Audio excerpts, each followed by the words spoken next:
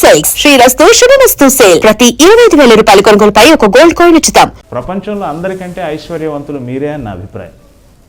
ఎందుకంటే 40 ఏళ్లుగా అప్రతిహతంగా భగవంతుడి సన్నిధిలో 24 గంటలు గడిపే లేదా రోజులో చాలా గంటలు గడిపే గొప్ప అవకాశం మీకుంది. ఆ దృష్టిలో మీరు ప్రపంచంలో అందరికంటే ఐశ్వర్యవంతులని నా ఫీలింగ్. జ్ఞానం, వైరాగ్యం, ఐశ్వర్యం ప్రసాదించమని మనం స్వామివారిని ఎప్పుడు కోరుకుంటూ ఉంటాం. ఇందులో జ్ఞానం అనేది దివ్య జ్ఞానం, స్వామివారిని గురించి విశ్వవ్యాప్తమైన భగవంతుని గురించి తెలుసుకోవడం జ్ఞానం. వైరాగ్యం, నీవు తప్ప నాకు ఇంకా వేరే అక్కర్లేదనే ఒక వైరాగ్యం. ఇక ఐశ్వర్యం అంటే మీరు చెప్పినట్టు ఈశ్వర కృప, స్వామివారి యొక్క దివ్యమైన అనుగ్రహం. ఈ మూడింటిని ప్రసాదించమని స్వామివారిని అడుగుతాం, ఇంకేమి కోరం. అయితే ఇందులో నా గొప్పతనం అనేది ఏమీ లేదు, నా అచీవ్మెంట్ అనేది ఏం లేదు. ఆ వంశంలో జన్మించాను, అది పూర్వజన్మ సుకృతం. తరువాత మా పితృదేవులు, మా పెద్దవారి యొక్క ఆశీర్వాదం, స్వామివారి యొక్క అనుగ్రహం ఇవన్నీ చేరి నన్ను ఆ స్థానంలో నిలబెట్టాయి. స్వామివారికి నిత్యం అభిషేకం, ఆరాధన, అలంకారం, ఆరగింపులు ఇవన్నీ చేసే ఒక మహత్తరమైన అవకాశాన్ని నాకు ప్రసాదించాయి. వృత్తిపరంగా ఒక అర్చకుడిగా, స్వామివారిని అర్చించుకునే అర్చకుడిగా నా వృత్తి ధర్మాన్ని నేను నెరవేరుస్తున్నాను. అంతకన్నా ఇందులో నా గొప్పతనం అనేది ఏమీ లేదు. నేను భగవంతుని కృపే అనేది వేరే, భగవంతుని కృపే మీ మీద అపారంగా ఉంది అన్నది వేరే ఏం లేదు. చాలా సంతోషం. మీరు 1967లోనే ఈ బాధ్యతల్లోకి వచ్చారు. మీరు చదువు రీత్యా మైక్రోబయాలజీ, ఆధ్యాత్మికతకి ఆ పక్క నుండే మైక్రోబయాలజీ, దాని నుంచి మీరు ఉత్తర ధ్రువం దక్షిణ ధ్రువం లాగా సైన్స్ నుంచి ఆధ్యాత్మికం వైపు వచ్చారు. మీ వ్యాఖ్యానం ఏంటంటే రెండు ఒకటే అంటారు. గతంలో ఇంటర్వ్యూలో చూశాను. చదువు సంబంధమైన ఆ విషయం నుంచి ఆధ్యాత్మికమైన ఈ విషయంలోకి వచ్చిన అనుభూతి చెప్పండి సార్. ఇది అందులో నుంచి ఇందులోనికి రావడం అనేది కాదు, పుట్టుకతో నేను అర్చకుణ్ణి. పుట్టినప్పటి నుంచి ఆ మైండ్ సెట్లోనే నన్ను పెంచారు. చిన్నప్పటి నుంచి మా తల్లిగారి గర్భంలో నేను ఉన్నప్పటి నుంచి నేను తిరుమలలోనే స్వామివారి దేవాలయంలోనే ఉన్నాను. అక్కడే పుట్టాను, అక్కడే ఆడుకున్నాను, అక్కడే తిన్నాను, అక్కడే నిద్రపోయాను. అప్పట్లో స్వామివారి దేవాలయం ఇంత హడావుడి ఉండేది కాదు, చాలా ప్రశాంతంగా, చాలా సంతోషంగా ఉండేది అప్పట్లో దేవాలయంలో ఉండడం అనే విషయం. ఇక చదువు అనేది తిరుపతిలో అవకాశాలు ఉండింది. ఆర్ట్స్ కాలేజీలో చేసాము, తర్వాత యూనివర్సిటీలో చేసాము, అవకాశం ఉండింది. సైన్స్లో ఇంట్రెస్ట్ ఎక్కువ, దానికి తగినట్టు మా గురువులు గారు కూడా ప్రోత్సహించారు, మా తండ్రి గారు ప్రోత్సహించారు. పిహెచ్డి చేసాము. వేద సంబంధమైన విద్యతో పాటుగా ఇవన్నీ చేశారా? అది చిన్నప్పటి నుంచి తండ్రి గారి దగ్గర, తాతగారి దగ్గర నేర్చుకునే ఆరాధన క్రమాలన్నీ నేర్చుకుంటాం. అది మామూలుగా వచ్చేస్తాయి. గృహారాధనతో ప్రారంభమవుతుంది, తర్వాత ఆలయార్చనకు వెళ్తామన్నమాట. ఆ వయసు వచ్చిన తర్వాత ఆలయార్చనకు వెళ్తాం. ఇక విద్య అనేది సాంకేతిక విద్యలో ఏ సబ్జెక్ట్ తీసుకున్నా, either it is engineering or medical or biomedical and even arts subjects, వేటికైనా కూడా ఒక డెస్టినేషన్ అనేది, ఒక టార్గెట్ అనేది దివ్యమైన జ్ఞానం అని. ఎందుకంటే జ్ఞానాయ నమః, జ్ఞానగమ్యాయ నమః, జ్ఞానాతీతాయ నమః, అది స్వామివారి సహస్రనామం. ఆయనే జ్ఞానం. జ్ఞానం వల్ల తెలుసుకోదగిన వారు ఆయనే. జ్ఞానానికి అతీతమైనది, ఆ జ్ఞానానికి కూడా అతీతమైనది కూడా స్వామివారు అనేది సహస్రనామం. కాబట్టి నాకు చాలా ఏళ్ళుగా నాకు మనసులో ఒక క్వశ్చన్ మార్క్ ఉండేది.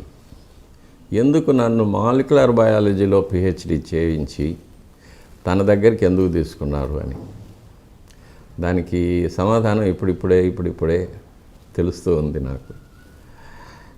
ఎవరైనా అడిగినప్పుడు మట్టుకు చాలా ఒక లైటర్ వెయిన్లో చెప్పేస్తాను, maybe Balaji wanted a scientist priest అని ఫర్ ఎ చేంజ్ చెప్తుంటాను. కానీ తర్వాత నేను చాలామందిని వృత్తిపరంగా చాలామందిని కలుస్తూ ఉంటాను. అంటే ఒక్కొక్క సబ్జెక్ట్లోనూ ఎక్స్ట్రీమ్కి వెళ్ళిన వాళ్ళని, either maybe scientist or medical doctor or economist, politicians, judges, వీళ్ళందరినీ కలుస్తుంటాను. వీళ్ళందరిలోనూ నేను చూసిన ఒకే ఒక కామన్ ట్రైట్ ఏంటంటే, అంతా భగవంతుడి దయ నేను చేస్తున్నాను, నాదేమీ లేదు, నేను నిమిత్త మాత్రుణ్ణి అనే ఒక స్థితికి వచ్చేస్తారు వాళ్ళు ఒక ఎక్స్ట్రీమ్కి వెళ్ళినప్పుడు. అది చూశాను.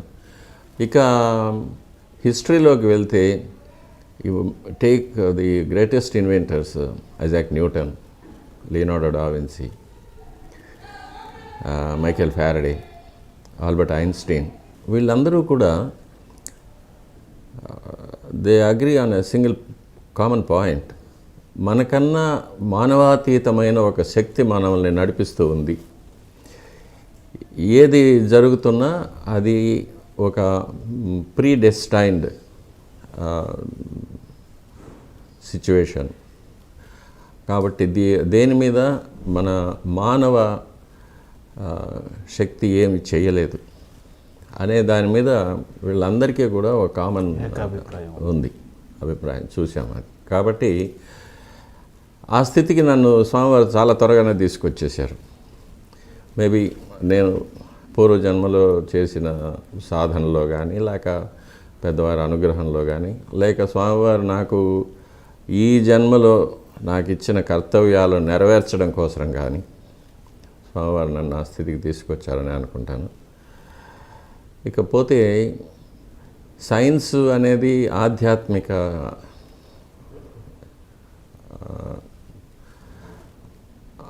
ఆధ్యాత్మికత అనేది రెండు కూడా వేరువేరు అని నేను అనుకోవడం లేదు.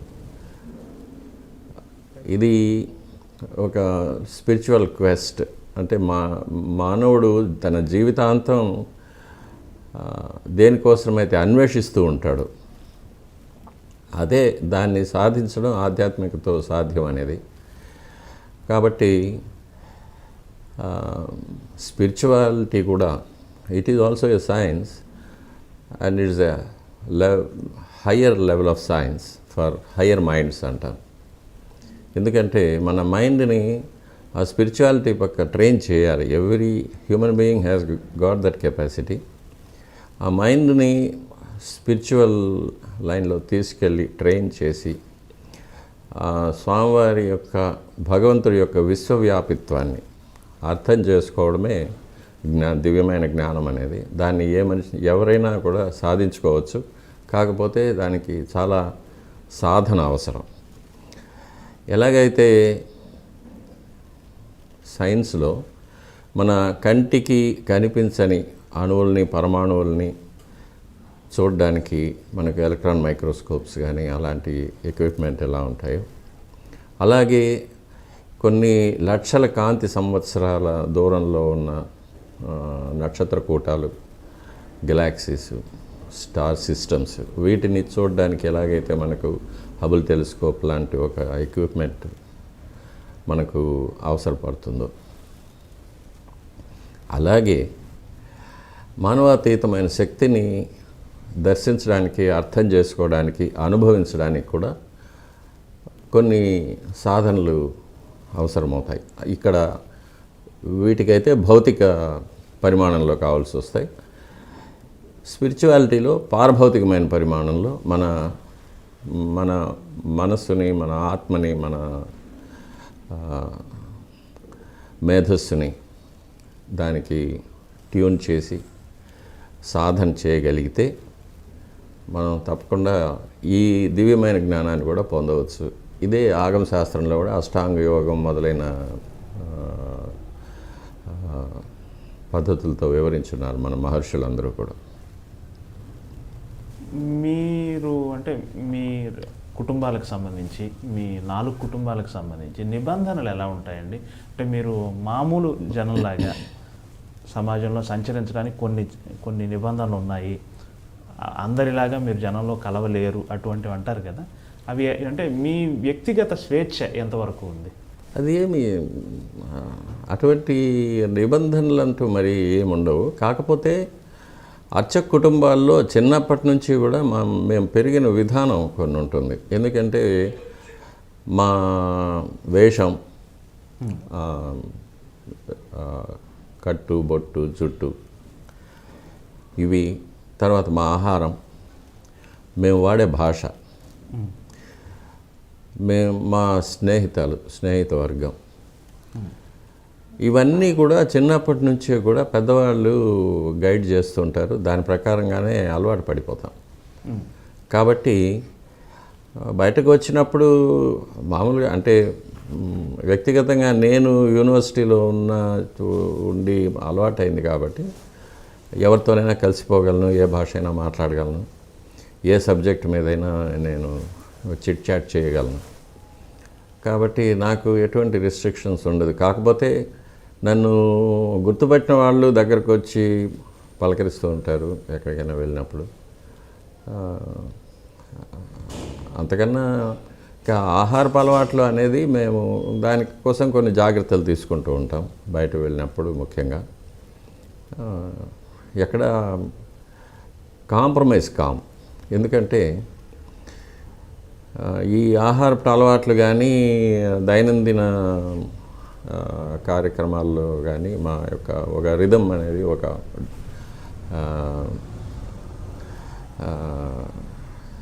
ప్రోగ్రామ్స్ అనేది వృత్తిపరంగానే డిసైడ్ అయి ఉంటాయి. కాబట్టి దాని ప్రకారమే గుళ్ళో ఉన్నా కానీ బయట ఉన్నా కానీ దాని ప్రకారమే వేకువజామున లేవడం, ఆరాధన, అది అనుష్ఠానం చేసుకోవడం, ఇవన్నీ కూడా ఉంటాయి. అలవాటు పడ్డది కాబట్టి దానిలో పెద్ద ప్రాబ్లం ఏమి ఉండదు. నిరంతరం స్వామివారి దగ్గరే ఉంటూ వారికి నిరంతరం సేవ చేస్తూ ఉంటారు కదండి. సమాజంలో జరిగే మార్పులు, సమాజంలో జరిగే ఇవన్నీ కూడా మీ చెవిన పడుతూ ఉంటాయి. మీరు అంటే మీ ఆవేదనని లేదా సమాజం తాలూకు ఆవేదనని స్వామివారితో ఖచ్చితంగా విన్నవించుకుంటూనే ఉంటారు. ప్లస్ స్వామివారిలో క్షణక్షణానికి వచ్చే ఆ మార్పులు, ఆ స్పందనలు, అవి మామూలు మా బోటి వాళ్ళని గుర్తించడం. కానీ మీ బోటి వాళ్ళు మీకు అర్థమవుతుంది, స్వామివారు నవ్వారు, కోప్పడ్డారు, ఇట్లాంటి సూక్ష్మమైన ఫీలింగ్స్ మీకు అర్థమవుతుంది. అది దేవాలయంలో కులశేఖర పడి అని ఒక థ్రెషోల్డ్ ఉంటుంది. అంటే అది ఆ మెట్టు దాటి ఎవరు లోపలికి రాకూడదు, అర్చకులు తప్ప. నాకు సంబంధించినంత వరకు కులశేఖరపడికి బయట ఉన్నది భౌతికమైన ప్రపంచం, కులశేఖరపడి లోపల ఉన్నది ఒక మానవాతీతమైన ఒక పరిమాణంలో ఉంటుంది. అక్కడి నుంచి బయట ప్రపంచాన్ని చూసినప్పుడు మనకు అది పారదర్శకం అయిపోతుంది. వచ్చిన ప్రతి మనిషి ట్రాన్స్పరెంట్ అయిపోతాడు అక్కడ మా దృష్టికి. బయట ప్రపంచంలో జరిగే పరిణామాలు వీటన్నిటినీ కూడా అక్కడ చూస్తూ ఉంటాం. భక్తులనే పేరుతో వచ్చే కొంతమంది, నిజంగా భక్తితో వచ్చే కొంతమంది, వారికి అక్కడి సిబ్బంది చేసే సేవలు, వీటన్నిటిని చూసినప్పుడు కాస్త బాధగా ఉంటుంది, కొన్ని సమయాల్లో జుగుప్సగా కూడా ఉంటుంది. అప్పుడు నేను ఈ ప్రపంచాన్ని చూడకుండా స్వామివారి వైపు తిరిగి కూర్చుంటాను. లేకపోతే స్వామివారిని అలా చూసినప్పుడు స్వామివారు నవ్వుతూ ఉంటారు, ఇదంతా నా లీలే, నేనే వీళ్ళందరినీ ఇలా ఆడిస్తున్నాను అంటారు. సరే, కాకపోతే మనకు రామాయణ మహాభారతాల్లో చెప్పారు యుగ ధర్మాలు అనేది ఉంటాయి. కృతయుగంలో 4 పాదాల ధర్మం నడిచిందని, తర్వాత 3 పాదాలు, తర్వాత 2 పాదాలు, కలియుగంలో 1 పాదం. కలియుగం ముదిరినప్పుడు అంటే చివరి ప్రళయ సమయం వచ్చినప్పటికీ ఆ ఒక్క కాలు కూడా విరిగిపోయి ధర్మదేవత కుంటుతూ నడుస్తూ ఉంటుందని అది చూస్తున్నాం. తర్వాత ఇక నాస్ట్రడామస్ కానీ పోతులూరి వీరబ్రహ్మం కానీ మహాభారతంలో అనుశాసన పర్వంలో భీష్ముడు ధర్మరాజుకు ద్వాపర యుగం పూర్తయి కలియుగం ప్రారంభమయ్యేటప్పుడు కలియుగంలో ఎలా ఉంటుంది అనే విషయాన్ని గురించి బోధించడం అవన్నీ కూడా మనం చదివినప్పుడు సరే ఇవన్నీ కూడా దాని ప్రకారం జరుగుతూ ఉందనేది తెలుసుకోవచ్చు. ఇది కాకుండా హ్యూమన్ ఎవల్యూషన్లో కూడా మనుషుల్లో ఒక క్రూరత్వం, ఒక అత్యాశ, హింసాత్మకమైన ప్రవృత్తి అంటే తమోగుణం ఇవన్నీ కూడా ఎక్కువ అవుతుందని, తరువాత ఇంకాస్త ముందుకు వెళితే మానవుల్లో 2 జాతులు తయారవుతాయని, ఒకటి పూర్తిగా భౌతికమైన లాలసత్వం అటువైపుగా ప్రయాణించి రాక్షస ప్రవృత్తితో మనుషులు అయిపోతారని, ఇంకొక శాఖగా మానవాతీతమైన శక్తులు పొందినవారు ఎక్స్ట్రా సెన్సరీ పర్సెప్షన్ అంటాము, అటువైపుగా ఒక మానవ జాతి ఉద్భవిస్తుందని ఇప్పుడు మనం కూడా చూస్తూ ఉంటాం. చాలామందిలో చిన్నపిల్లలు కూడా పూర్వజన్మ జ్ఞానం రావడం, లేక ఇప్పుడు రష్యాలో దీని మీద చాలా చాలా రీసెర్చ్ జరుగుతుంది, యుఎస్ఏలో కూడా జరుగుతుంది. మనుషులు కొన్ని సమాధి స్థితికి పోవడం, అందులో జరిగే మార్పులు వాటి మీద. ఇవి కాకుండా అష్టసిద్ధులు అణిమ, గరిమ, లఘిమ అలాంటివి, దూరశ్రవణం, దూరదృష్టి, తర్వాత భవిష్యత్తులోకి వెళ్ళడము, it's called out of the body experiences అంటాము, తర్వాత నియర్ డెత్ ఎక్స్పీరియన్సెస్, ఇట్లాంటివన్నీ బయటపడ్డాము. ఇవన్నీ కూడా ఆ దిశగా మనకు కనిపిస్తున్న ఎవిడెన్సెస్ ఇవి. కాబట్టి ఇవన్నీ మనం చూస్తూ ఉంటాము. ఇదే కాకుండా దేవాలయంలో అప్పుడప్పుడు కొంతమంది మహాయోగులు, సిద్ధులు, మహర్షులు కొన్ని పుణ్యదినాల్లో వస్తూ ఉంటారు. వారు కూడా వచ్చి స్వామివారిని దర్శించుకుంటారు. స్వామివారి నుంచి కొంత దివ్యమైన శక్తిని స్వీకరించి వెళ్ళిపోతూ ఉంటారు. వారు మామూలుగా ఎవరితో మాట్లాడరు, ఎవరిని చూడరు, ఎవరిని స్పర్శ చేసుకోరు. కానీ వారు వచ్చినప్పుడు దేవాలయం అంతా కూడా పూర్తిగా ఒక వైబ్రేషన్ ఉంటుంది. అది మనం మహద్వారంలో అడుగు పెట్టేటప్పుడే తెలిసిపోతుంది ఎవరో మహాత్ములు గుడిలో ఉన్నారనేది. అటువంటి వారు కూడా వస్తూ ఉంటారు, పోతుంటారు. అది మీరు అనుభూతి చెందగలరు, మీరు ప్రత్యక్ష సాక్షులు కాబట్టి. అది ఒక వేవ్ లెంత్ అంతే. ఆ వేవ్ లెంత్కి మనం వెళ్తే మనం వీ కెన్ ఫీల్ దెమ్. అది తెలుస్తుంది.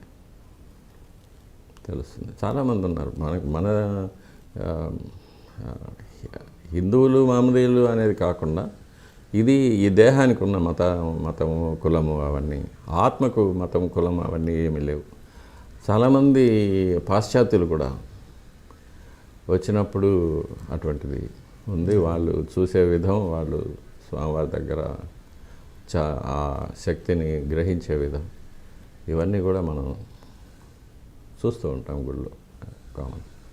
మీరు మీ జీవితాన్ని స్వామికే అర్పించేశారు దాదాపుగా. ఇప్పుడు ఈ క్షణం మనం హైదరాబాద్ అనే నగరంలో ఉన్నాము. మీరు స్వామివారిని విడిచున్నారు. మేబీ మీరు స్వామివారిని విడిచి 24 గంటలు అవ్వచ్చు, లేదా 48 గంటలు అవ్వచ్చు. మ్యాక్సిమం స్వామివారిని విడిచి ఎన్ని గంటలు ఉండగలరు మీరు? అది స్వామివారి అనుమతితోనే, స్వామివారు ఎంత అనుమతిస్తే అంతే. ఓకే, అలా ఎన్ని రోజులు అనుమతించారు మీకు? మ్యాక్సిమం ఎన్ని రోజులు అనుమతించారు? మ్యాక్సిమం 7-8 రోజుల కన్నా ఉండదు. అందులో కొన్ని కండిషన్స్ కూడా పెడతారు ఆయన. చాలా వ్యక్తిగతమైన విషయాలు. కానీ వచ్చేటప్పుడు స్వామివారి దగ్గర అనుమతి తీసుకొని వస్తాను. వెళ్ళే పని త్వరగా పూర్తి చేసి మళ్ళీ నీ దగ్గరికి తీసుకో అని ప్రార్థన చేసి వస్తాను. వెళ్ళరా అంటారు. బంగారు వాకిల వరకు వచ్చి వెనక్కి తిరిగి చూసినప్పుడు కాస్త శోకంగా కనిపిస్తారు. వెళ్తున్నావా అంటారు. త్వరగా వచ్చేస్తానని చెప్పి వస్తాను.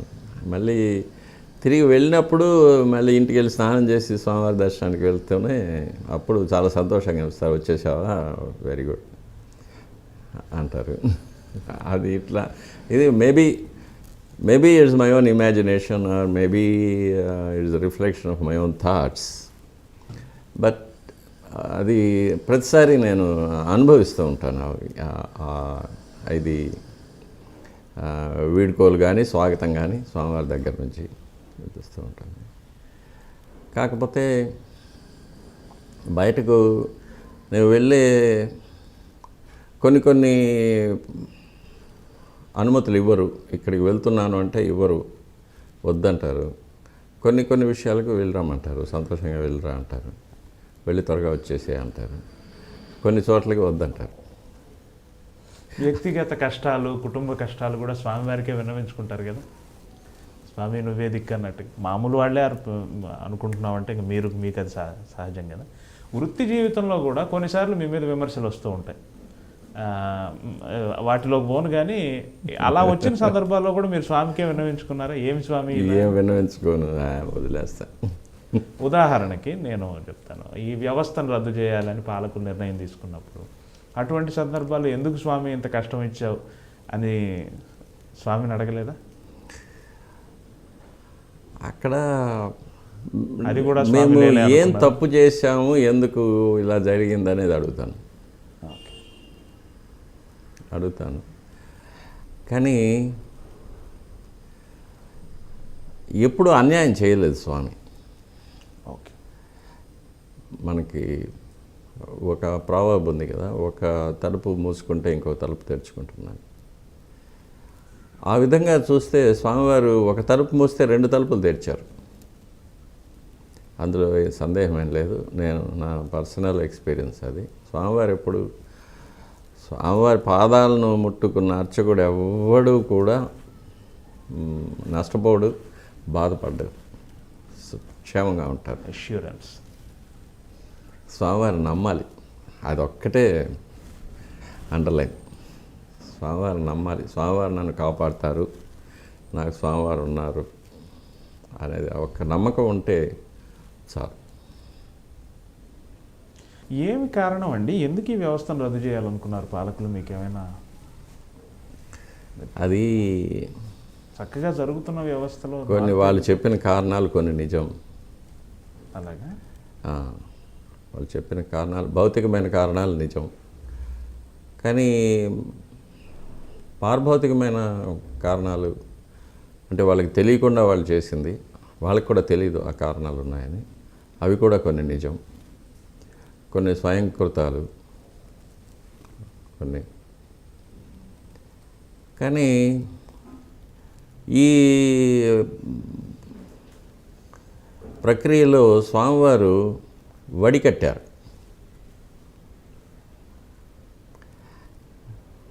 వడికట్టి క్రీమును తీసుకున్నారు. Okay okay. కొంతమందికి అపారమైన అవకాశాలు ఇచ్చారు, కొంతమందిని పూర్తిగా దూరంగా పెట్టారు. అంటే నాకు భౌతికమైన సౌఖ్యాలు ఇవన్నీ, సంపదలు ఇవన్నీ నాకు అక్కర్లేదు. నీ దేవాలయంలో ఒక ఏ సేవకైనా, అసలు దేవాలయాన్ని శుద్ధి చేసే సేవకుడిగానైనా నేను నీకు దగ్గరగా ఉండాలి, నీకు సేవ చేయాలి అని కోరుకున్న వాళ్ళని తీసి దగ్గరకు తీసుకొని వాళ్ళని హిమాలయ పర్వతం మీద పెట్టేశాడు. నాకు ఇదే కావాలి, నాకు ఈ హక్కులు కావాలి, ఈ సంపద కావాలి, ఈ వరుంబడి కావాలి, వరుమానం కావాలి, ఇవి ఉంటే నేను వస్తాను, ఇవి లేకపోతే నాకు అక్కర్లేదు అనుకున్న వాళ్ళని పాతాళంలో పడేశారు. అంతా స్వామి లీల. అదే వడికట్టారు. భగవాన్ సత్యసాయి బాబా గారు ఒక సందర్భంలో ఒక మాట అన్నారు, వెంకటేశ్వరుడు వెంకటరమణుడు, వైష్ణవులంతా వెంకటరమణుడి పేరు మీద నమస్కరిస్తారు, శైవులంతా వెంకటేశ్వరుడి పేరు మీద, వెంకట ప్లస్ ఈశ్వర పేరు మీద, వెంకటేశ్వరుడి పేరు మీద అర్చిస్తారు అన్నారు. ఈ శైవ వైష్ణవ వాదం లేదు, శైవులు వైష్ణవులు అందరూ ఒకటే. దీని మీద మీరేమంటారు సార్? ఇది మీ శైవ పూజా విధానం, వైష్ణవ పూజా విధానం, వెంకటేశ్వరుడికి సంబంధించి ఏమైనా తెర ఏమైనా ఉందా? ఇది ఎట్లుంటుందంటే, ఇప్పుడు తిరుమల ఉంది. తిరుమలకు ప్రాచీనమైన వాంగ్మయంలో త్రిపథ అని పేరు. త్రిపథ అంటే మూడు మార్గాల్లో పొందగలిగింది అని. ఇప్పుడు భౌతికంగా తీసుకుంటే కర్ణాటక నుంచి వచ్చేవాళ్ళు ముళబాగలు, పలమనేరు, కోలారు అటువైపుగా వచ్చి శ్రీవారి మెట్టు ద్వారా పైకి వస్తారు. ఓకే. తమిళనాడు కాంచీవరం ఇటువైపు నుంచి, చెన్నై నుంచి వచ్చే వాళ్ళందరూ కూడా అలిపిరి ద్వారా పైకి వస్తారు. కడప, రాజంపేట, కర్నూలు అటువైపు ఉండే వాళ్ళంతా అన్నమయ్య మార్గంలో తిరుపతికి వస్తారు. ఇది త్రిపథ. ఇప్పటి పరిస్థితుల్లో ఆధ్యాత్మిక ఇందులో మానవ జన్మ పొందిన వాళ్ళు, వీళ్ళలో ముక్తులు అనేవారు ఉంటారు. ముక్తులు అంటే జన్మ పునర్జన్మ వలయం నుంచి బయటపడిన వాళ్ళు ముక్తులు. శ్వేతద్వీప వసన్ ముక్త పూజితాంఘ్రి యుగాయ శ్రీ వెంకటేశాయ నమః అని. శ్వేతద్వీపం అనే ఒక రహస్యమైన ప్రదేశంలో ఈ ముక్తులు ఉంటారు. అది ఈ భూమిలోనే మానవుల దృష్టి పడకుండా ఉన్న ఒక అతిపెద్ద ఒక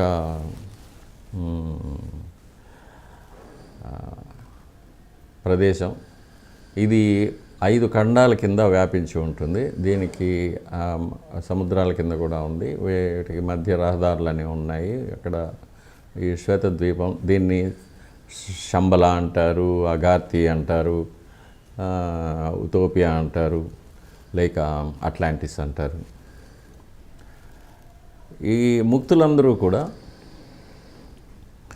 స్వామివారిని దర్శించుకొని శక్తి పొందుతూ ఉంటారు. అప్పుడప్పుడు పుణ్యదినాల్లో వీళ్ళల్లో యోగులు ఉంటారు, సిద్ధపురుషులు ఉంటారు, మహర్షులు ఉంటారు, బ్రహ్మర్షులు ఉంటారు, దేవతలు కూడా ఉంటారు. వీళ్ళకి ఆ శ్వేతద్వీపం నుంచి మన మానవ లోకానికి రావడానికి కొన్ని ద్వారాలు ఉన్నాయి అక్కడక్కడ. తిరుమలలో ఒకటి ఉంది, అరణ్యంలో ఉంది ఒక గుహాముఖం. ఆ గుహాముఖం నుంచి వాళ్ళు భౌతికమైన దేహాలతో వచ్చేటట్టుంటే అట్లా వస్తారు. లేకపోతే ఇంకా సూక్ష్మ శరీరాల్లో వచ్చే వాళ్ళకి ద్వారాలు అక్కర్లేదు, ఎప్పుడైనా వస్తారు. భౌతికమైన దేహాల్లో వచ్చేవాళ్ళు వస్తుంటారు. వాళ్ళు వచ్చి స్వామివారిని దర్శించుకుంటుంటారు. ఇది కాక ప్రతిరోజు ఉదయం సుప్రభాతంతో మొదలుకొని ఏకాంత సేవతో స్వామివారికి మానవ సహజమైన అర్చకులు చేసే కైంకర్యాల తర్వాత, తలుపులు వేసిన తర్వాత చతుర్ముఖ బ్రహ్మ మిగిలిన ఇంద్రాది దేవతలతో పాటు లోపలికి వచ్చి స్వామివారికి ఆరాధన చేస్తారు. దాన్ని బ్రహ్మారాధన అంటారు. ఆ బ్రహ్మారాధనకు తయారుగా మేము తీర్థం అవి అన్నీ పెట్టేసి తలుపులు వేసుకొని వచ్చేస్తాం. మేము వచ్చిన తర్వాత వాళ్ళు వెళ్తారు. బ్రహ్మారాధన జరిగిన తర్వాత ఉదయం సుప్రభాతంలో బ్రహ్మ ఆరాధన చేసిన తీర్థం భక్తులకు ఇస్తాం. బ్రహ్మారాధన తీర్థం అని పేరు దానికి. స్వామివారికి విశ్వరూప దర్శనం అని పేరు సుప్రభాతంలో.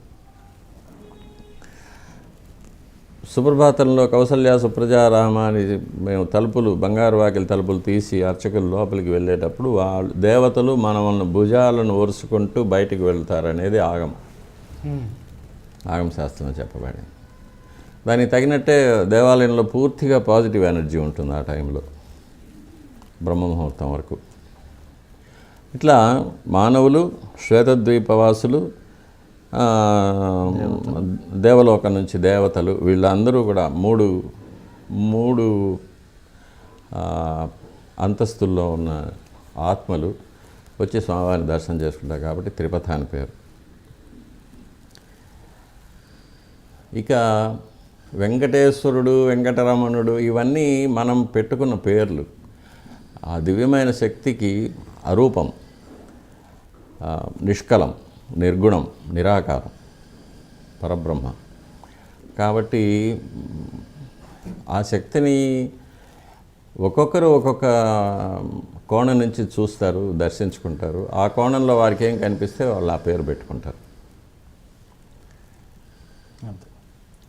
కాబట్టి సహస్రనామాల్లో హరయే నమః, హరయే నమః. అందులో వెంకటేశ్వర అంటే వెంకట అనేదానికి వేం అంటే పాపాలను, కట అంటే నాశనం చేసేది, నిర్మూలించే ఈశ్వర భగవంతుడు, పాపాలను నిర్మూలించే భగవంతుడు అని వెంకటేశ్వర. ఆగమం ఏం చెప్తుందంటే వేం ఐశ్వర్య బీజం, కట అమృత బీజం అంటారు. సో వేం అంటే ఐశ్వర్య బీజం, ఐశ్వర్యం అంటే దివ్యమైన జ్ఞానం, దివ్యమైన జ్ఞానం పొందగానే కట అమృత బీజం, అమృతత్వం వస్తుంది మనిషికి. ఆ దివ్యమైన జ్ఞానం పొందడమే అమరత్వం. ఓకే. అటువంటి శక్తినిచ్చే దివ్యమైన జ్ఞానాన్ని, దాని ద్వారా అమరత్వాన్ని ప్రసాదించే భగవంతుడు స్వామి అని పేరు. కాబట్టి ఏ పేరు పిలిచినా పలుకుతారు. అన్నమయ్య చెప్పినట్టు ఎవరు ఎంత అనుకుంటే అంతే. ఆ 9.5 అడుగుల విగ్రహమే భగవంతుడు అనుకున్న వాళ్ళకి నవరత్నాల కిరీటాలు, రత్నాల శంఖ చక్రాలు మాత్రమే కనిపిస్తాయి. చరణంలో కూడా శరీరెన్నెదురు శాంతేయులు శక్తి రూపుని ఇవ్వనొచ్చు. ఇందాక మీరు చెప్పినట్టు శ్వేతద్వీపం నుంచి వచ్చేవాళ్ళు వాళ్ళ దృష్టి ఒకలాగా, వాళ్ళు కోరుకునేది ఒకలాగా, అలా ఎవరు ఎలా కోరుకుంటే అలా. స్వామివారు చాలా మంచి విషయం చెప్పారు. అండ్ కొన్ని వేల సంవత్సరాలుగా స్వామివారి పూజాధికాలు ఇలాగే ఉండాలి అని చాలా దృఢంగా చెప్పబడింది. ఇప్పటికి కూడా దాన్నే దాదాపుగా పాటిస్తున్నారు. స్వల్ప మార్పులకు ఏమైనా లోనైందేమో తెలియదు, పాటిస్తున్నారు. కొద్దిగా పాలకులు మారినప్పుడు పూజాధికాల్లో లేదా పూజా క్రమంలో ఏదో కొద్దిగా మార్పులు, అలా ప్రయత్నాలు జరుగుతూ ఉంటాయి కదా. మీరు ఆ వ్యవస్థను కాపాడటానికి ఇంకా అలాగే ఉండాలి అని మీ బోటి వాళ్ళు అలాగే పట్టుకున్నారు. ఈ ఘర్షణ ఏమన్నా ఉందా? ఘర్షణ నిత్యం జరుగుతూనే ఉంటుంది. కృతయుగంలో మత్స్యకూర్మ, వరాహ, నారసింహాది అవతారాలన్నిటిలోనూ కూడా ఒక రాక్షసుడు ఉంటాడు కదా. ఆ రాక్షసుని సంహరించడానికే భగవంతుడు వస్తాడు. మొన్నటి వరకు కృష్ణ పరమాత్మగా వచ్చి స్వామి ఎంతోమంది దుర్మార్గులను నిర్మూలించాడు. కలిపురుషుడైన దుర్యోధనుని కూడా నాశనం చేశాడు. అట్లాగే అప్పుడు చనిపోయిన రాక్షసులంతా మళ్ళీ ప్రతి అవతారంలో వస్తున్నారు, ప్రతి యుగంలో వస్తున్నారు. అట్లాగే ఇప్పుడు కూడా ఆ రాక్షసులు వస్తున్నారు, చేస్తున్నారు. కాకపోతే ఇక్కడ ఒక చిన్న విషయం ఏంటంటే, పరిపాలకులు మారినప్పుడు పూజా విధానాల్లో మార్పులు అనేవి ఏవి జరగవు. కానీ ఆ పాలకులు, నేను ఇంకొంచెం స్ట్రైట్గా అడుగుతాను, ఆలయ స్వరూపాన్ని మార్చే ప్రయత్నము, 1000 కాళ్ళ మండపాన్ని మార్చే ప్రయత్నం, ఇలా కొన్ని జరిగాయి కదా. అవి కొన్ని ఆమోదనీయం, కొన్ని ఆమోదనీయం కాదు, ఇలా ఉంటాయి కదా. అంటే వాటి మీద ఏమి స్పందిస్తారు? అదే అక్కడికే వస్తున్నాను. పాలకులు నియమించిన కొంతమంది ఉద్యోగులు, లేక పాలకులకు కూడా తెలియకుండా వారి పేరు చెప్పుకొని ఇక్కడ కొంతమంది ఆ, ఆ, చిన్న పదవుల్లో ఉన్న సిబ్బంది కొంతమంది, వీరు కొన్ని పాలకుల యొక్క అనుగ్రహం వల్ల కొన్ని పదవులు పొందుతూ, కొన్ని సౌకర్యాలు పొందుతూ, ఇక్కడ తమ ఉనికిని చాటుకోవడం కోసం కొన్ని మార్పులు చేస్తూ ఉంటారు. ఇది పాలకుల వరకు వెళ్ళదు. ఇది ఓకే ఓకే. ఇప్పుడు 1000 కాళ్ళ మంటపం తీసేయడంలో కూడా ప్రభుత్వం యొక్క ఇదేమీ లేదు. అప్పుడు అక్కడ ఉన్న ఒక అధికారి తన యొక్క స్వప్రయోజనాల కోసం ఆ 1000 కాళ్ళ మంటపాన్ని తీసేశారు. నేను చెప్పాను, 1000 కాళ్ళ మంటపం రామానుజుల కాలానికి ముందుది. వీటిని మీరు ఎలా జీర్ణం చేసుకుంటున్నారు? మీ స్పందన ఏంటి దీని పట్ల? ఇది ఒక దురదృష్టకరమైన పరిస్థితి. 1000 కాళ్ళ మంటపం ఒకవేళ స్వామివారి యొక్క ఆరాధన క్రమాల్లో దానికి అంత ప్రాధాన్యత లేకపోయినా కూడా ఒక ప్రాచీనమైన కట్టడంగా అతి సుందరమైన శిల్పాలతో అలంకరించబడి సుమారు 9వ శతాబ్దంలో నిర్మించబడిన మహత్తరమైన కట్టడం అది. అప్పట్లో దట్టమైన అరణ్యం ఉండడం వల్ల 365 రోజులు వర్షం పడడం వల్ల వచ్చిన భక్తులకు ఒక వసతి కల్పించడం కోసం, వన్యమృగాల నుంచి రక్షణ కల్పించడం కోసం వారు వంట చేసుకొని అక్కడే పుష్కరంలో స్నానాలు చేసి స్వామివారిని దర్శనం చేసుకున్న తర్వాత స్వామివారి ప్రసాదం స్వీకరించడం, రాత్రి బస చేయడం మొదలైన ఉపయోగాల కోసం అది ఎక్కువగా వాడబడుతూ ఉండేది 1000 కాళ్ళ మంటపం. తర్వాత సామూహిక వివాహాలు జరపడానికి మొదలైన వాటికి కూడా పుణ్యకార్యాలకు అది మనం వాడుకుంటూ ఉండేవాళ్ళం. అటువంటి ఒక ప్రాచీనమైన శిల్ప సంపద కలిగిన ఒక ఆర్కియలాజికల్ ట్రెజర్గా దాన్ని అలాగే ఉంచాలని నేను చాలా వరకు ప్రయత్నం చేశాను, అధికారులకు విన్నవించుకున్నాను. కానీ ఒక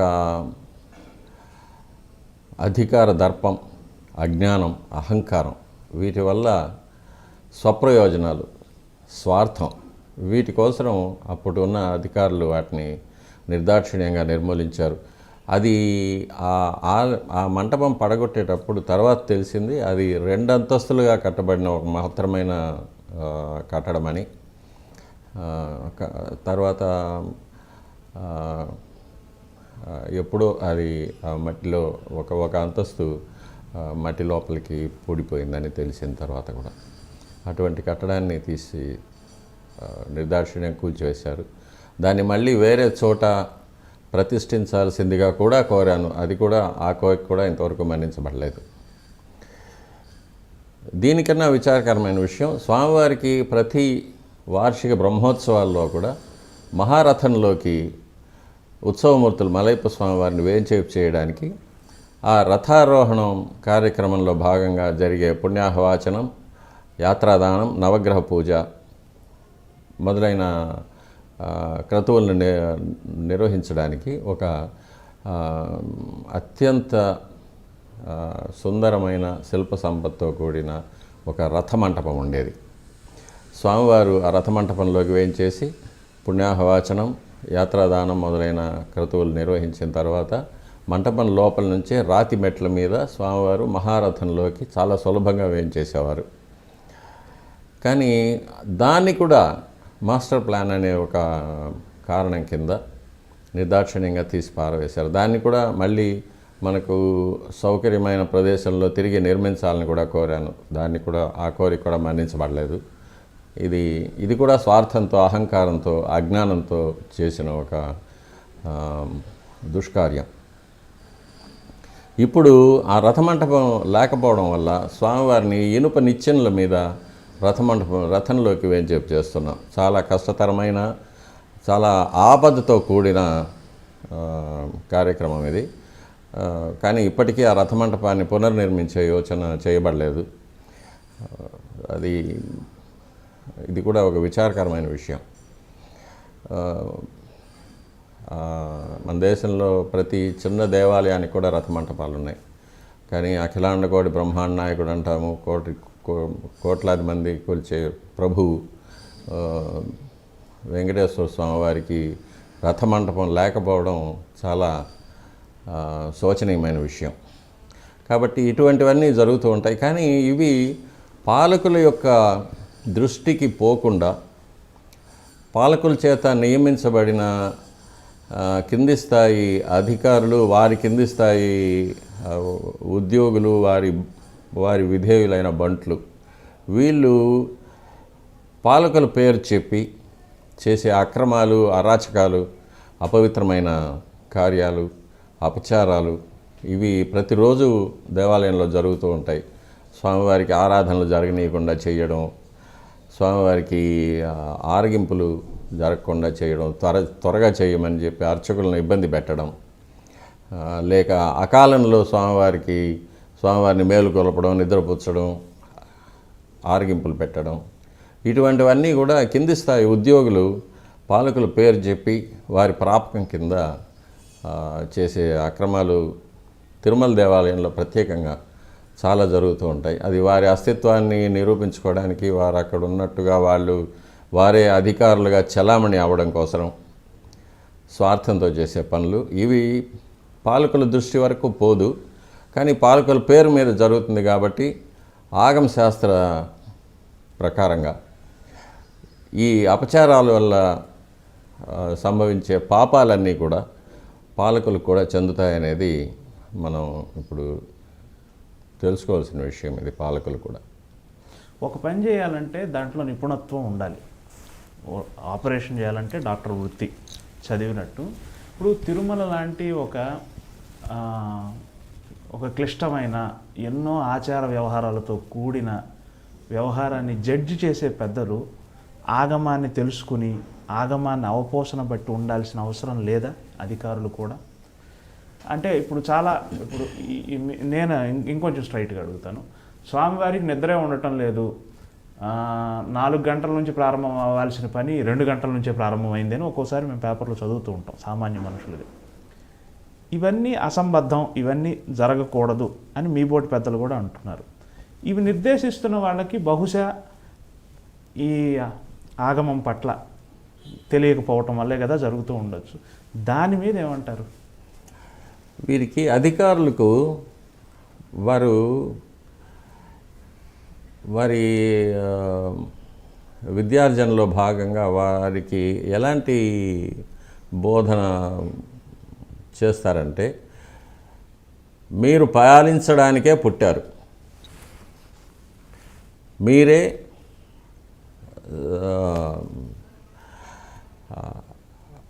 సర్వాధికారులు, మీరు చెప్పినట్లే జరగాలి, మీకు తెలియని విషయం లేదు, మీకు ఎవ్వరూ చెప్పవలసిన అవసరం లేదు. అలాంటి మనస్తత్వంతో ఈ అధికారులు వస్తారు. కాబట్టి వారికి ఇప్పుడు నేను అధికారికంగా కూడా ఆగమ శాస్త్ర సలహాదారు తిరుమల తిరుపతి దేవస్థానానికి. నేను సలహా ఇవ్వాలి, నేను చెప్పింది దేవాలయంలో జరగాలి, నేను వద్దన్నది జరగకూడదు. ఇందులో నేను అనేది ఆగమశాస్త్రం. ఆగమశాస్త్రం ఏది చెయ్యాలంటుందో అదే జరగాలి దేవాలయంలో. ఇది జరగకూడదు, ఇది అపచారం, దీనివల్ల ఇలాంటి పాపాలు సంభవిస్తాయి, వీటి పర్యవసానాలు ఇంత ఘోరంగా ఉంటాయని ఆగమశాస్త్రం చెప్తుంది. కాబట్టి దాన్ని చేయవద్దని నేను చెప్తాను. ఇది అధికారులకు రుచించదు. ఎందుకంటే మనకు సమాజంలో అర్చకులంటే ఒక హీనమైన ఒక దృష్టి ఉంది సమాజంలో.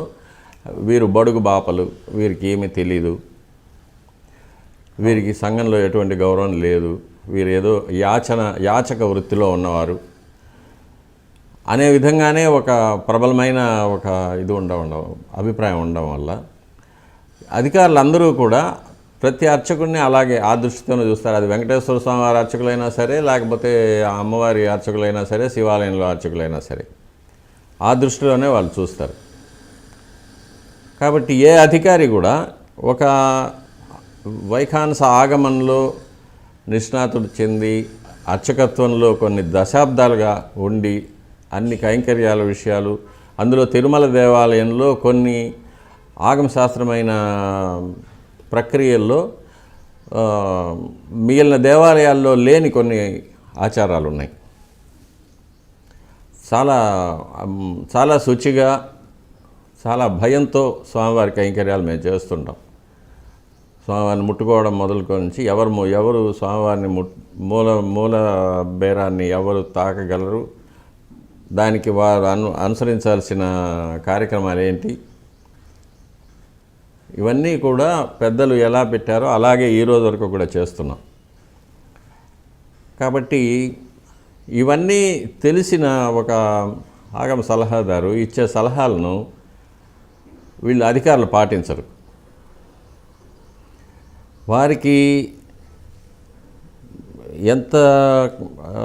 ఎప్పుడు ఉన్న అభిప్రాయం ఏంటంటే ఈరోజు ఎన్ని వేల మంది భక్తులు వచ్చారు, ఎన్ని వేల మందిని బయటకు తోసేసాం, వారికి తృప్తిగా దర్శనం అయిందా లేదా అనేది నాకు అక్కర్లేదు.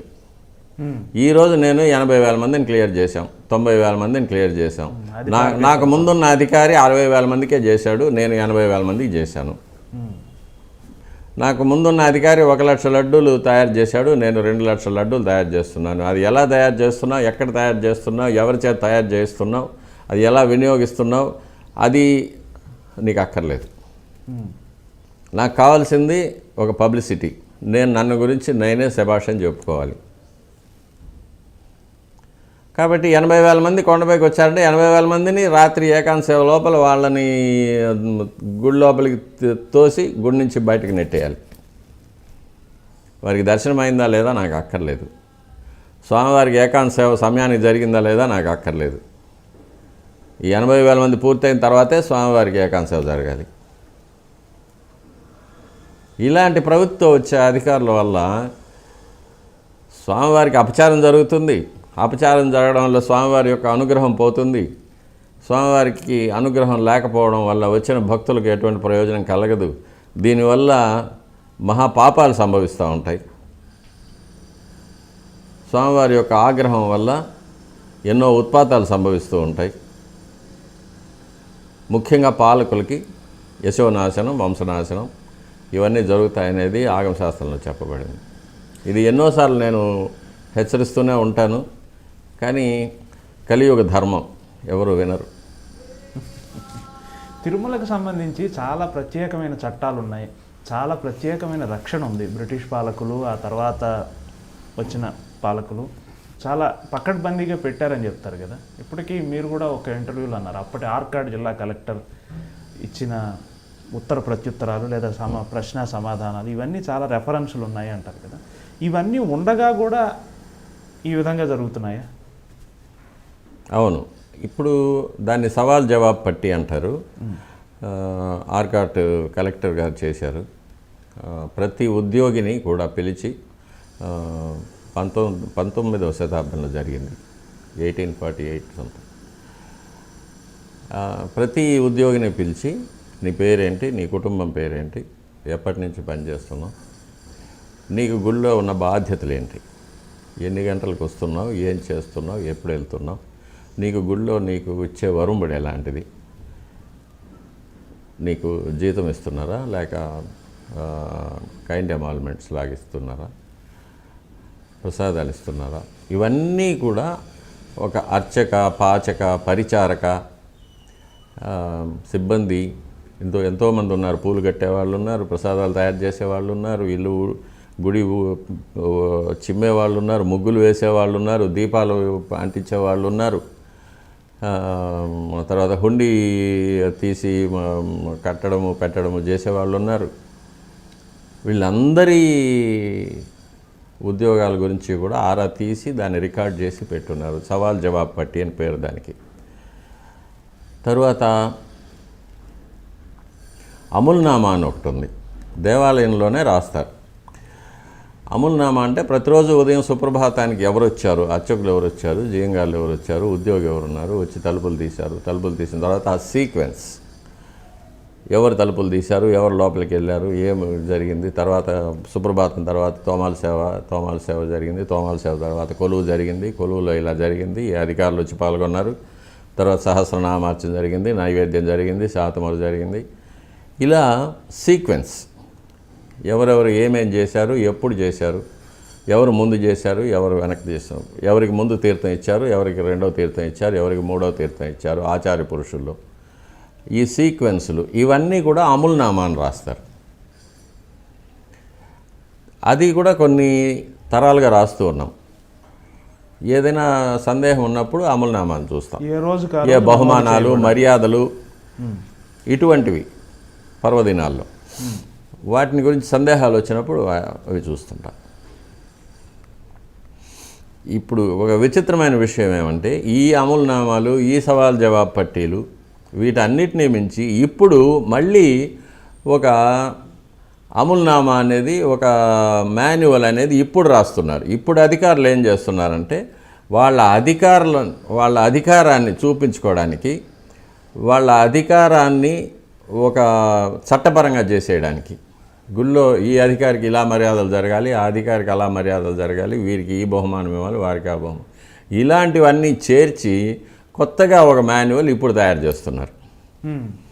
కానీ ఆ తయారు చేసే అధికారమో అర్హతో లేని వాళ్ళు చేస్తున్నారు. ఆగమం వారికి ఇవ్వలేదు. నేను దాని గురించి అధికారుల దృష్టికి తీసుకెళ్ళాను.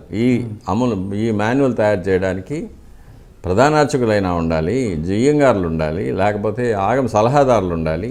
ఇటువంటి వారు లేకుండా ఒక చిరుద్యోగి, ఒక నిరుద్యోగి ద్వారా ఒక మాన్యువల్ మీరు డిక్టేట్ చేసి రాయించడము, దాన్ని అఫీషియల్ చేయడం అనేది అక్రమం. ఇది అలా చేయకూడదు, వాళ్ళకి రాసే వాళ్ళకి ఆ అధికారం లేదు, దీన్ని మేము ఒప్పుకోమని చెప్పి కూడా అధికారుల దృష్టికి తీసుకెళ్ళాం.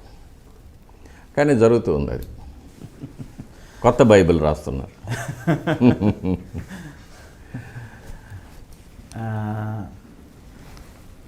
ఇటీవల ఉత్తరాదికి చెందిన ఎగ్జిక్యూటివ్ అధికారి బాధ్యతలు తీసుకున్నారు. దాని మీద కూడా కొంత విమర్శలు వచ్చాయి. అంటే భగవంతుని దృష్టిలో అందరూ సమానమే, దాని గురించి నేను అంటలేదు. ఉత్తరాది అధికారి రావడం వల్ల ఏమైనా పూజాధికారుల్లో ఏదైనా తెలియకుండా ఉండే విషయం అట్లా ఏమైనా ఉంటుందా? మీరు అటువంటిది ఏమీ లేదు. అధికారులకు పూజా కార్యక్రమాలతో ఎటువంటి సంబంధం ఉండదండి. ఓకే. అధికారులకు పూజా కార్యక్రమాలతో ఎటువంటి సంబంధం ఉండదు, భక్తులకు కూడా ఉండదు. ఓకే. అర్చకులు స్వామివారికి ఆరాధన ఆగమ శాస్త్రపరంగా చేస్తారు, భక్తులు చూస్తారు, అధికారులు ఉంటారు, అధికారులు మర్యాద తీసుకుంటారు, అంతవరకే. కానీ వారికి పూజా కార్యక్రమాల్లో ఎటువంటి భాగము ఉండదు. ఈ మధ్య సంకల్పాలు చేయడము అలాంటివి కొన్ని ప్రవేశపెట్టారు వీళ్ళు, కానీ అటువంటి అధికారం ఎవ్వరికీ లేదు. ఏమి చేయడానికి వాళ్ళకి అనుమతి లేదు, ఆస్కారము లేదు. కాబట్టి స్వామివారి భక్తుడే ఉండాలి. స్వామివారి భక్తుడే. గవర్నమెంట్ ఆఫ్ ఇండియాకు ప్రెసిడెంట్గా కానీ, వైస్ ప్రెసిడెంట్గా కానీ, ప్రైమ్ మినిస్టర్గా కానీ వీరే రావాలి, వారే రావాలని ఎవరైనా చెప్పగలరా? వీరెందుకు వచ్చారని అడగగలరా? లేదు కదా.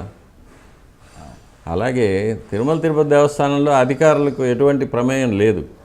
అవన్నీ ఈ మధ్య ఏర్పడిన అలవాట్లు, ఈ మధ్య ఏర్పడిన కొత్త సాంప్రదాయాలు. దానికి ఆగమ శాస్త్రంతోనూ స్వామివారికి జరిగే ఆరాధన క్రియలతోనూ ఎటువంటి సంబంధం లేదు. ఎవరు వచ్చినా ఉంటారు, పోతారు. కాకపోతే వారికి ఉన్న బాధ్యత స్వామివారి యొక్క ఆస్తులు కాపాడడం, స్వామివారి యొక్క భక్తులకు సౌకర్యాలు కలిగించడం. ఈ రెండే వాళ్ళ బాధ్యతలు. అర్చనాది కార్యక్రమాల్లో వారికి ఎటువంటి బాధ్యత లేదు. ఓకే. ఆగమశాస్త్ర సలహాదారు కూడా మీరు దేవాలయానికి సంబంధించినంత వరకు ఒక సలహాదారుగా, నేను ప్రధాన అర్చకుడిగా అడగటం లేదు, ఒక సలహాదారుగా ఉన్న స్థితి నుంచి ఇంకొంచెం మహత్తరమైన స్థితికి ఉద్ధరించబడాలంటే మీరిచ్చే సలహా ఏమైనా ఉందా? మీ మనసులో అనుకున్నది ఇలా ఉంటే బాగుండు, ఇలా జరగాలి అనే మార్పులు ఏమైనా కోరుకుంటున్నారా? సలహాదారు అనే వ్యక్తి మానవుడే, మనిషే. కాకపోతే ఆగమ శాస్త్రాన్ని గురించి కొంత పరిజ్ఞానం ఉంటుంది. అతను ఇచ్చే సలహాలన్నీ ఆగమ శాస్త్రం నిబద్ధమయ్యే ఉంటాయి, నిర్ణయించింది. కాబట్టి శాస్త్రాన్ని గౌరవించాలి. శాస్త్రం ఏం చెప్తుంది? ఇలా చెయ్యాలి, ఇలా చేయకూడదు, చెయ్యకపోతే ఏం జరుగుతుంది, దీనికి ప్రాయశ్చిత్తం ఏంటి, ఇది ఆగమశాస్త్రం చెప్తుంది. దాని ప్రకారం మనం చేయడం. ఇది ఆగమశాస్త్రం యొక్క లక్ష్యం ఏంటి? లోక కళ్యాణం. భగవంతుడు తృప్తి చెందితే వచ్చే భక్తులకు మంచి జరుగుతుంది. రాష్ట్రం, దేశం, మానవ లోకమంతా సుభిక్షంగా ఉంటుంది. స్వామివారికి ఆగ్రహం వస్తే పాలకులు, రాష్ట్రము, దేశము, ప్రపంచం అంతా కూడా ఎన్నో మానవ నిర్మితాలైన ఉత్పాతాలకి, రోగాలు, యుద్ధం, వరదలు ఇలాంటి వాటికి, లేక ప్రకృతి సిద్ధమైన ఉత్పాతాలు, భూకంపాలు, అగ్ని ప్రమాదాలు, ఉల్కలు, తోకచుక్కలు, ఇటువంటి వాటి వల్ల కానీ నాశనం జరుగుతుంది. కాబట్టి పాలకులు కానీ, సిబ్బంది కానీ దేశమంతా బాగుండాలి, మనము బాగుండాలి, మనతో పాటు అందరూ బాగుండాలి అనుకుంటే ఆగమ శాస్త్రాన్ని గౌరవించి ఆగమ శాస్త్రం చెప్పిన పద్ధతిగా నడుచుకుంటారు. లేక నేను మాత్రమే బాగుండాలి అని పాలకులు కానీ, సిబ్బంది కానీ, అధికారులు కానీ అనుకుంటే ఇటువంటి అపచారాలు జరుగుతూనే ఉంటాయి. కాబట్టి ఆగమ శాస్త్రాన్ని, ఆగమ శాస్త్రంలో చెప్పిన విషయాల్ని మనం గమనించి దాని ప్రకారం మనం నడుచుకుంటే లోక కళ్యాణం జరుగుతుంది, అందరూ బాగుంటారు. సాధారణ ప్రజలు ప్రతిరోజు మిమ్మల్ని టీటీడీ ఛానల్లో చూస్తూ ఉంటారు. ఉదయాన్నే మీరు తెలుగు, తమిళ భాషల్లో మీరిచ్చే ప్రసంగం చాలా బాగుంటుంది. ఈ బహుభాషా కోవిదత్వం గురించి చెప్తారా సార్? మీరు మీ తమిళ ఉచ్చారణ కూడా అద్భుతంగా ఉంటుంది. అది అంటే మీకు నిబంధనల్లో అలా తెలుగు, తమిళం, కన్నడం, మలయాళం విధిగా నేర్చుకుని ఉండాలి అట్లా ఏమైనా ఉందా, లేకపోతే మీ వ్యక్తిగత ఆసక్తి? అటువంటి నిబంధనలు ఏం లేవు. అది వ్యక్తిగతంగా నాకు ఉన్న అవకాశం నేర్చుకోవడానికి తెలుగు, తమిళం, కన్నడం. మా తల్లిగారు కర్ణాటక నుంచి వచ్చారు కాబట్టి కన్నడం వచ్చు. మా ఇంట్లో మా పిన్ని గారు, మా భార్య అందరూ తమిళనాడు నుంచి వచ్చారు కాబట్టి తమిళం నేర్చుకోవాల్సి వచ్చింది. ఇక తమిళ భాష మీద ఒక అభిమానం, అందులో కన్నదాసన్ లాంటి వారు రాసే పాటల మీద, గీతాల మీద, కన్నదాసన్ యొక్క ఆధ్యాత్మిక పుస్తకం భగవద్గీత మీద, ఇలాంటివన్నీ చదివేవాడిని, అనుభవించేవాడిని కాబట్టి తమిళ నేర్చుకున్నాను. అది ఈ విధంగా ఇప్పుడు స్వామివారి అనుగ్రహం తమిళ భక్తులకి, కన్నడ భక్తులకి, తెలుగు భక్తులకి. ఇకపోతే ఎలాగూ యూనివర్సిటీలో చదివాను కాబట్టి ఆంగ్ల భాష మీద మంచి పట్టు ఉంది. అది ఇతర రాష్ట్రాల భక్తులకి ఇక్కడ స్వామివారికి జరిగే నిత్య కైంకర్యాలు, ఆరాధనలు, విశేషాలు, ఉత్సవాలు, ఆస్థానాలు మొదలైన వాటిని గురించి భక్తులకు తెలియపరచడానికి అది ఇప్పుడు స్వామివారి అనుగ్రహంలో ఉపయోగపడుతుంది. జిఆర్ స్వామివారు తరచూ తిరుమల పూజాధికారుల్లోనూ లేదా సంథింగ్ ఒక చిన్న అసంతృప్తి ఏదో వ్యక్తం చేస్తూ ఉంటారు. అది ఏమిటి? వారు ఎందువల్ల? ఓ సందర్భంలో ఆయన తిరుమల వరకు వచ్చి కూడా దర్శించుకోకుండా వెనక్కి వెళ్ళిపోయారు. అది అధికారుల యొక్క ఈ అహంకారం, అజ్ఞానం వల్ల స్వామివారికి జరిగే అపచారాల మీద చిన్నజీయర్ స్వామివారు కూడా కాస్త అసంతృప్తిగా ఉన్నారు. అది ఎత్తి చూపారు చాలాసార్లు. స్వామివారికి జరిగే ఆగమోక్తమైన కార్యక్రమాల్లో అధికారుల యొక్క జోక్యం ఉండకూడదని ఆయన అభిప్రాయం. నా అభిప్రాయం కూడా అదే. దాని మీదే నేను ప్రతిరోజు ఒక మహాభారత యుద్ధమే సాగిస్తూ ఉంటాను. కానీ ఈ రాక్షసత్వం యొక్క బలం ఎక్కువగా ఉండడం వల్ల ఏం చేయలేకపోతున్నాం. కానీ స్వామివారి అనుగ్రహం ఉంది, తప్పకుండా ఆగమ శాస్త్ర ప్రకారంగా స్వామివారికి కైంకర్యాలు జరిపిస్తామనే నమ్మకం ఉంది. చిన్నజీయ స్వామివారి అభిప్రాయం కూడా అదే, అధికారుల యొక్క జోక్యం ఉండకూడదనేది. అందువల్లే ఆయన కాస్త కినుక వహించారు. ఈ మధ్యకాలంలో తరచూ వాట్సాప్లో తిరిగే ఒక అంశం ఏంటంటే తిరుమలను గురించి ఎవరికీ తెలియని 11 నిజాలు అని. అందులో ఏవో రాసి ఉన్నాయి, బహుశా మీ దృష్టికి కూడా వచ్చే ఉంటుంది. ఈ కార్యక్రమం మూలకంగా దాని మీద మీ స్పందన తెలియజేయండి సార్. ఇది ఒక దురదృష్టకరమైన విషయం. ఎందుకంటే స్వామివారి దేవాలయాన్ని గురించి ఏదేదో మూఢనమ్మకాలు. ఎందుకంటే దీనికి కారణం ఏంటంటే ప్రతి భక్తుడికి స్వామివారి దర్శనం కొన్ని క్షణాలే లభిస్తూ ఉంటుంది రద్దీ వల్ల.